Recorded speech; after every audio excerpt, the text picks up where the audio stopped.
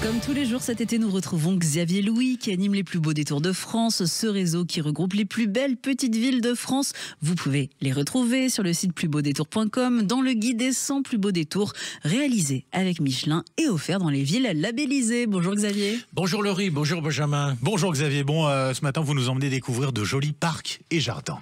Oui, une caractéristique dans les villes touristiques et dans les plus beaux détours en particulier, c'est d'être des villes fleuries. Oui. Et je dois dire qu'on a d'ailleurs presque un record. Vous savez, il y a un concours national des villes et villages fleuris.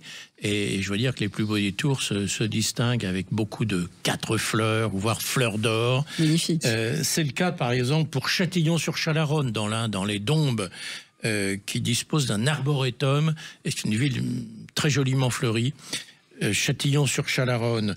On pourrait aussi citer Château-Gontier dans la Mayenne. Château-Gontier qui apporte un soin tout particulier à son fleurissement. Alors ça rend la ville, évidemment, la balade en ville agréable, au bord de la Mayenne notamment. Et puis ça profite, il faut le rappeler, à ceux qui vivent là toute l'année. Bien sûr. Le fleurissement. Ouais. On est très séduit aussi, une ville, Saint-Galmier dans la Loire. Saint-Galmier, quand on arrive à Saint-Galmier, on est vraiment, ne serait-ce que les ronds-points, magnifiquement fleuris. C'est vraiment très agréable. Saint-Galmier, c'est la ville de la Badoie. Ah d'accord. À boire sans modération. Là. Dans un beau jardin. Voilà.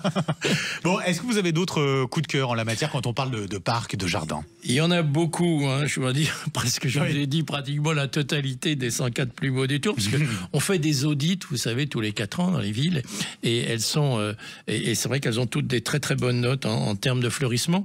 Moi, il y en a une pour laquelle j'ai un petit coup de cœur, c'est Grimaud dans le Var. Oui.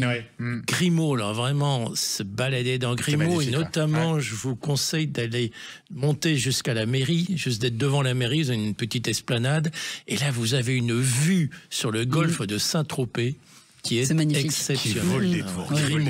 Grimaud dans le Var. Bon, si on va dans le nord de la France, est-ce qu'on a des conseils aussi, des découvertes à faire? Oui, alors évidemment, encore que l'Alsace est une belle exception, mais c'est vrai que c'est moins facile. Le climat est pas le même.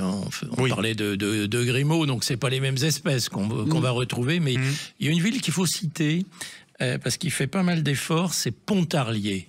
Dans le Doubs. Pontarlier, capitale de l'absinthe, on en avait parlé pour les fromages. Pontarlier qui va recevoir l'avant-dernière étape du Tour de France le 26 juillet, la semaine prochaine.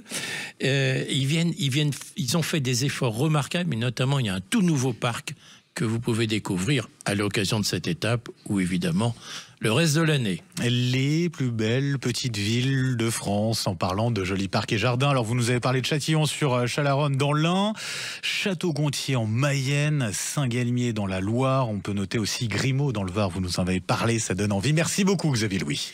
Et on peut retrouver ces villes sur le site plusbeaudétours.com et vous pouvez même choisir votre destination en confiant vos préférences et vos envies à Cicérone. À demain Xavier.